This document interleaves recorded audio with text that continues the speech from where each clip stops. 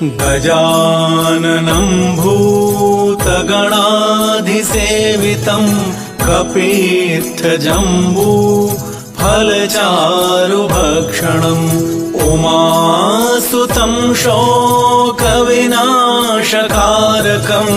Namami विघ्नेश्वरपादपङ्कजम् गजाननं भूतगणाधिसेवितं कपीर्थजम्बू फलचारुभक्षणम् उमासुतं शोकविनाशकारकं Namami विघ्नेश्वरपादपङ्कजम् गजाननं भूतगणाधिसेवितं